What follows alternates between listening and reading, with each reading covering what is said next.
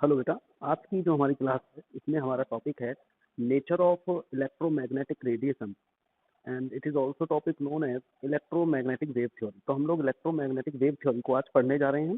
चलिए इसको स्टार्ट करते हैं। देखो, सबसे पहले इस थ्योरी को देने वाले कौन थे, इसके बारे में बताने वाले कौन थे। इसके वो बताने वाले थे जेम्स क्लार्क। ठीक है, जेम्स क्लार्क मैक्सवेल ने इसके बारे में हमें बताया और ये जो थ्योरी दी थी 1864 में दी थी। ठीक है, इसमें जो इलेक्ट्रोमैग्नेटिक रेडिएशन है इसके नेचर के बारे में बताया गया था और इसके कुछ पॉइंट्स मैं आपको एक्सप्लेन करता हूँ। आप उनको ध्यान से समझिए और अगर फिर भी कोई आपको डाउट रह जाता है तो आप मुझे कमेंट में और मैसेज में रिप्लाई कर सकते हैं। देखिए, सबसे पहले इस पॉइंट में क्या कहा गया कि अगर देखो कोई भी एक सोर्स ऑफ हम कह सकते हैं लाइट है, ठीक है, या एनर्जी है। तो अगर ये कोई हमारे पास सोर्स ऑफ लाइट या एनर्जी, जैसे मैंने इसे येलो इस कलर से बनाया है, ठीक है, तो आप समझ सकते हो कि मैं यहाँ एक शो करने जा रहा हूँ, शो करना चाह रहा हूँ कि ये कोई बल्ब वगैरह है। ठीक है, तो ये मेरे पास कोई एक सोर्स है। ठीक है, कुछ भी हो सकता है, एनी सोर्स। मैं यहाँ लिख देता हूँ, एनी सोर्स में क्या आ सकता है।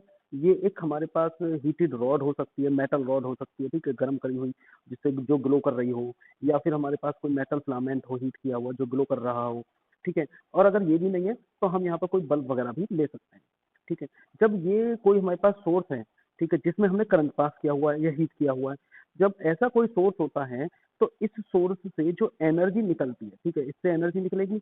ठीक बच्चों, तो इस सोर्स से जो हमारी एनर्जी इमिट होती है या एनर्जी जो निकलती है उसके बारे में हम यहाँ बात कर रहे हैं। तो ये किसी भी सोर्स से जो एनर्जी इमिट होती है वो किसकी फॉर्म में होती है। ये एनर्जी हमारी, ये वाली एनर्जी जो इमिट हो रही है, ये पाई जाती है रेडिएशंस की फॉर्म में। किसकी फॉर्म में बच्चों? रेडिएशंस की फॉर्म में। ठीक है, या फिर हम कह सकते हैं वेव्स की फॉर्म में इमिट होती है। और इस एनर्जी को हम लोग बोलते हैं रेडिएंट एनर्जी। क्या बोला जाएगा इसको? रेडिएंट एनर्जी इसको बोला जाएगा। तो मैं फर्स्ट पॉइंट को दोबारा से एक्सप्लेन कर रहा हूँ, ध्यान से सुनिए कि हमारे पास कोई एक सोर्स है एनर्जी का, जो मैंने यहाँ सर्कुलर फॉर्म में दिखा रहा हूँ। ठीक है, कोई भी सोर्स हो सकता है ये हमारे पास एनर्जी का। ये एनर्जी का सोर्स हमने यहाँ लिया, हीटेड रॉड हो सकती है, किसी मेटल रॉड को आपने हीट किया, फिलामेंट को हीट किया हुआ है, या it may be a bulb. Bulb जब हम स्विच ऑन कर देते हैं तो उससे जो लाइट या एनर्जी निकल रही है, वो एनर्जी या लाइट को हमने क्या नाम दिया बेटा? वो क्योंकि एक रेडिएशन की फॉर्म में निकल रही होगी, कॉन्टिन्यूसली लगातार निकलती है ऑन करने पर, किस फॉर्म में निकलेगी? रेडिएशन या वेव की फॉर्म में निकलेगी। हमने उस एनर्जी को क्या नाम दिया? Radiant energy. फर्स्ट पॉइंट समझ में आ गया? ठीक, सेकंड पॉइंट पर चलिए। सेकंड पॉइंट क्या कहता है कि ये जो रेडिएशन यहाँ से निकलती है किसी भी सोर्स से, ठीक है, क्या निकलती है? रेडिएशन। ये रेडिएशन जो बेटा रिलीज होती हैं, वो रेडिएशन हमारी दो तरह की प्रॉपर्टी शो करती है। ठीक है, कौन कौन सी? वो दो तरह की प्रॉपर्टी जो शो करती है, एक इलेक्ट्रिक फील्ड की प्रॉपर्टी शो करती है, ठीक है, और दूसरी वो शो करती है मैग्नेटिक प्रॉपर्टी। तो हम ये कह सकते हैं दूसरे तरीके से कि ये जो रेडिएशन यहाँ से रिलीज हो रही है, निकल जो रही है, these are consist of or making of two different properties. The first is electrical and magnetic. आप ये भी कह सकते हो कि ये इन दोनों फील्ड की प्रॉपर्टी शो करती है और इसी में ऑसिलेट करती है, ट्रेवल करती है। ठीक है, तो सेकंड पॉइंट में क्या कहा कि रेडिएशन जो निकल रही है वो इलेक्ट्रिकल और मैग्नेटिक फील्ड में ऑसिलेट करती है। ठीक है, अब ये जो बेटा इनकी ऑसिलेशन है मैग्नेटिक फील्ड में, वो कैसे होगा? वो एक दूसरे के परपेंडिकुलर होगा। एक बार देखो मैं दिखाता हूँ, इसको ध्यान से समझना। ये वाली जो आपको दिख रही है, ठीक है, इलेक्ट्रिक फील्ड में ऑसिलेट कर रही है, और जबकि नीचे वाली जो दिखाई दे रही है वो किस फील्ड में ऑसिलेट कर रही है? वो मैग्नेटिक फील्ड में ऑसिलेट कर रही है। ठीक है, इसका मतलब कि कोई भी हमारी जो मैग्नेटिक रेडिएशन जो रिलीज होती है, वेव जो ट्रेवल करती है, वो दो फील्ड में प्रोपोगेट करती है। कौन कौन सी में बेटा? एक इलेक्ट्रिक फील्ड में और दूसरा मैग्नेटिक फील्ड में। आप इसको एक ऐसे सपोज कर सकते हो जैसे आपके पास कोई एक रस्सी है, आपने पहले तो उस रस्सी को ऐसे हिलाया, ऊपर नीचे की तरफ मूव करा, और दूसरा आपने लेफ्ट टू राइट ऐसे मूव कर दिया। ठीक है, इस तरह से ट्रेवल करती है। ठीक, नेक्स्ट पॉइंट पर चलते हैं, थर्ड पॉइंट। तो जो इसका थर्ड पॉइंट आता है, थर्ड पॉइंट कहता है कि ये जो रेडिएशन यहाँ चल रही थी, ठीक है, जो प्रोपोगेट कर रही थी, ये रेडिएशन पहले तो बात किसका कैरेक्टर शो कर रही थी? वेव कैरेक्टर शो करती हैं। ठीक है, किसका कैरेक्टर शो करती है? वेव का कैरेक्टर शो करती है। और इसी के साथ इन रेडिएशन की जो वेलोसिटी होती है, वो वेलोसिटी इन सभी की होती है 3 × 10⁸ मीटर पर सेकंड, वही नियरली स्पीड ऑफ लाइट के बराबर। ठीक है, समझ में आ गया? 3 पॉइंट मैंने रिपीट किए, दोबारा से जल्दी से बोल रहा हूँ। फर्स्ट है कि सोर्स से, heated source, metal, heated electric bulb, किसी भी मैटर से, इस तरह के मैटर से अगर रेडिएशन रिलीज हो रही हैं तो उसकी एनर्जी को हम रेडिएशन एनर्जी कहते हैं। और जो रेडिएशन निकलती हैं वो रेडिएशन बेटा इलेक्ट्रिक फील्ड और मैग्नेटिक फील्ड दोनों की प्रॉपर्टी शो करती हैं, दोनों में ऑसिलेट करती हैं और दोनों में एक दूसरे के परपेंडिकुलर चलती हैं। यानी कि अगर एक ऐसे चल रही होगी तो दूसरी ऐसे चल रही होगी, ठीक है, परपेंडिकुलर चलती है। थर्ड पॉइंट कहता है कि कैरेक्टर ऑफ वेव भी शो करती हैं और इन सभी की स्पीड होती है 3 इंटू 10⁸ मीटर पर सेकेंड। अब क्योंकि ये रेडिएशन हमारे दोनों तरह के कैरेक्टर्स को शो कर रही थी, ठीक है, कौन कौन से कैरेक्टर शो कर रही थी दोबारा याद दिलाओ मुझे और याद करो खुद भी। एक पहला इलेक्ट्रिकल, ठीक है, और दूसरा क्या था मैग्नेटिक। क्योंकि ये दोनों तरह की प्रॉपर्टी शो कर रही थी इसीलिए हम इन रेडिएशंस को नाम देते हैं electromagnetic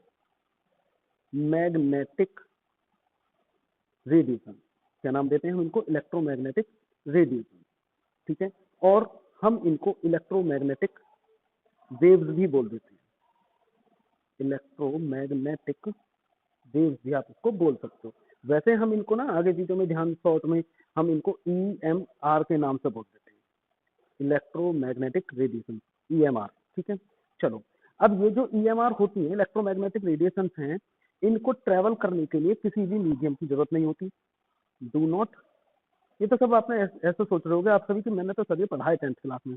do not require any material for travelling, ठीक है, चलने के लिए उसे किसी भी मटेरियल की रिक्वायरमेंट नहीं होती। क्लियर? अब बेटा क्योंकि ये वेव्स के कैरेक्टर शो कर रही थी तो इस वेव्स के कैरेक्टर्स की वजह से हमें यहाँ कुछ और पॉइंट्स को भी समझना है, थोड़ा सा ध्यान ध्यान से देखोगे, ठीक है। अब आपको दिख रही होगी इमेज, तो जरा इसको ध्यान से देखो। मैंने यहाँ पर एक इलेक्ट्रोमैग्नेटिक वेव को शो किया हुआ है।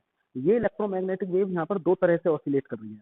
अगर आप ऊपर वाली डायरेक्शन में देखोगे वो इलेक्ट्रिक फील्ड में ऑसिलेट कर रही है, ये वाली जो आपको दिख रही है, ठीक है, इलेक्ट्रिक फील्ड में ऑसिलेट कर रही है। और जबकि नीचे वाली जो दिखाई दे रही है वो किस फील्ड में ऑसिलेट कर रही है? वो मैग्नेटिक फील्ड में ऑसिलेट कर रही है, ठीक है। इसका मतलब कि कोई भी हमारी जो मैग्नेटिक रेडिएशन जो रिलीज होती है, वेव्स जो ट्रेवल करती हैं, वो दो फील्ड में प्रोपोगेट करती हैं। कौन कौन से में बेटा? एक इलेक्ट्रिक फील्ड में और दूसरा मैग्नेटिक फील्ड में। आप इसको एक ऐसे सपोज कर सकते हो जैसे आपके पास कोई एक रस्सी है, आपने पहले तो उस रस्सी को ऐसे हिलाया, ऊपर नीचे की तरफ मूव करा, और दूसरा आपने लेफ्ट टू राइट ऐसे मूव कर दिया, ठीक है। इस तरह से ट्रेवल करती है, ठीक। नेक्स्ट पॉइंट पर चलते हैं, थर्ड पॉइंट। तो जो इसका थर्ड पॉइंट आता है, थर्ड पॉइंट कहता है कि ये जो, तो ये हो गया हमारा क्रस्ट और ये नीचे वाला पॉइंट हो गया थ्रो। तो क्रस्ट के बीच की जो डिस्टेंस होती है उसे हम लोग क्या नाम देते हैं? वेवलेंथ, ठीक है। थ्रो के बीच की जो डिस्टेंस होती है इसको भी हम लोग वेवलेंथ से बोलते हैं। और ये वेवलेंथ किससे रिप्रेजेंट होता है? लैम्डा से रिप्रेजेंट किया जाता है, आपको याद आ गया होगा, ठीक है। अब लैम्डा क्योंकि एक लेंथ है, डिस्टेंस है दो पॉइंट्स के बीच की, तो इसकी यूनिट्स हम बहुत छोटी छोटी लेते हैं। तो हम क्या लेते हैं? एंगस्ट्रॉम लेते हैं। 1 एंगस्ट्रॉम इक्वल होता है 10⁻⁻8 सेंटीमीटर। हम लोग 1 एंगस्ट्रॉम इक्वल मीटर भी अगर यूज करते हैं तो वो कितना होता है? 10⁻10 मीटर यूज किया जाता है, ठीक है। इस तरह से हम लोग यहाँ पर इन प्रॉपर्टी को यूज करते हैं। फिर नेक्स्ट यहीं पे प्रॉपर्टी आती है एक फ्रिक्वेंसी। फ्रिक्वेंसी किसे कहते हैं बेटा? फ्रीक्वेंसी, जैसे कि आपने कुछ वर्ड सुने होंगे डेली लाइफ में, फ्रीक्वेंटली यानी कि बहुत जल्दी जल्दी रिपीट होना। तो फ्रीक्वेंसी का मतलब है कि नंबर ऑफ वेव्स जो पास हो रही हैं, नंबर ऑफ वेव्स जो पास होती हैं किसी एक पॉइंट से, ठीक है, through a point in 1 second. एक सेकंड में किसी एक पॉइंट से जितनी भी नंबर ऑफ वेव्स पास होती हैं उसे हम फ्रीक्वेंसी कहते हैं। इस फ्रीक्वेंसी की जो यूनिट होती है वो होती है हर्ट्ज, ठीक है। और हर्ट्ज को किससे लिखा जाता है? HZ। आपने देखा होगा 93.5, वो फ्रीक्वेंसी होती है। इसको हम मतलब है साइकिल यानी कि नंबर पर सेकंड में जो होते हैं उसको हम फ्रीक्वेंसी कहते हैं। फ्रीक्वेंसी को वैसे हम रिप्रेजेंट किससे करते हैं बेटा? न्यू से रिप्रेजेंट करते हैं और वी जैसा कुछ ही लिखा जाता है, बट इसको रीड किया जाता है, प्रोनाउंस किया जाता है न्यू, ठीक है। चलिए नेक्स्ट चलते हैं। यहाँ नेक्स्ट इसकी प्रॉपर्टी आती है वेलोसिटी। वेलोसिटी क्या है? सिंपल सा, डिस्टेंस ट्रेवल बाय वेव, ठीक है, हो जाएगा वो तो आपका। नेक्स्ट आता है एम्पलीट्यूड, ये इंपॉर्टेंट है। एम्पलीट्यूड एक्चुअल में हाइट को बोला जाता है। जब कोई वेव इस तरह से ट्रेवल कर रही होती है, ठीक है, तो जब ये वेव इस तरह से ट्रेवल करती है तो ये अपने मिड पॉइंट से जितनी मैक्सिमम हाइट और मैक्सिमम डेप्थ लेती है, कवर करती है, उसे हम एम्पलीट्यूड कहते हैं, ठीक है। That means you can say it is the height of crest and depth of trough. और हम इसको किससे रिप्रेजेंट करते हैं? ए से। तो एम्पलीट्यूड क्या लिखा जा सकता है? एम्पलीट्यूड को हम सिंपल और शॉर्ट में क्या लिख सकते हैं? हाइट ऑफ क्रस्ट और डेप्थ ऑफ थ्रू, इसको हम लोग एम्पलीट्यूड कहते हैं। तो नेक्स्ट डेफिनेशन आपकी है, नेक्स्ट प्रॉपर्टी है, वो है वेव नंबर। ठीक, वेव नंबर, वेव नंबर क्या है? Number of wave, number of wave present in 1 centimetre length, 1 centimetre की लंबाई में। ठीक है, मानकर चलो ये 1 सेंटीमीटर है और इस 1 सेंटीमीटर की लंबाई में कितनी नंबर ऑफ वेव्स हैं? 1 2 3 ऐसे। ठीक है, 1 सेंटीमीटर ये है। अब इस 1 सेंटीमीटर में कितनी वेव्स हैं? देख रहे होगे आप, इसमें नंबर ऑफ वेव्स ज्यादा है, तो ये होता है वेव नंबर। ठीक है, तो wave number, number of waves को कहा जाता है 1 सेंटीमीटर लेंथ में। वेव नंबर को बेटा हम लोग न्यू बार से रिप्रेजेंट करते हैं और न्यू बार इक्वल होता है 1/λ। It means it is the reciprocal of किसके? वेवलेंथ के। ठीक है, तो इसके बाद एक पॉइंट और हमें पढ़ना है छोटा सा, कि इसमें रिलेशनशिप क्या है? Relationship between velocity, wavelength and frequency of wave, इसके बीच में क्या रिलेशन है? ये बहुत सिंपल सा फॉर्मूला है बट इंपॉर्टेंट बहुत है। वो क्या है? Nu equal c upon lambda, ये फॉर्मूला आपको याद रखना है। ठीक है, nu equal c upon lambda. ठीक है बेटा, तो आई होप यहाँ तक के टॉपिक आपको समझ में आ गए होंगे। ठीक है, इसको एक बार आप जरूर ध्यान से रिवाइज कीजिए और कोई आपको डाउट है तो आप मुझे मैसेज में रिप्लाई करके पूछ सकते हैं। ऑल द बेस्ट बच्चों। चलो अब हम इसकी प्रॉपर्टीज को समझेंगे, इसकी कौन कौन सी प्रॉपर्टीज हो सकती है बेटा। अब चलो इसकी एक बार मैं प्रॉपर्टीज को समझाऊं, तो इस इमेज को जरा ध्यान से देखो, आपको यहीं पे सारी प्रॉपर्टीज समझ में आ जाएंगी। देखो, अगर इलेक्ट्रोमैग्नेटिक वेव हमारे यहाँ ट्रेवल कर रही है, ठीक है, ये जो इलेक्ट्रोमैग्नेटिक वेव ट्रेवल कर रही है, ठीक है, आपने कभी पानी में भी पत्थर मारा होगा, वो भी ऐसे वेव जाती हैं, ठीक है, जिन्हें हम लहर बोलते हैं। अब ये इलेक्ट्रोमैग्नेटिक वेव में आपने 9th क्लास में पढ़ा होगा, ये टॉप जो होता है इसे हम क्रस्ट कहते हैं। ठीक है, और नीचे वाले जो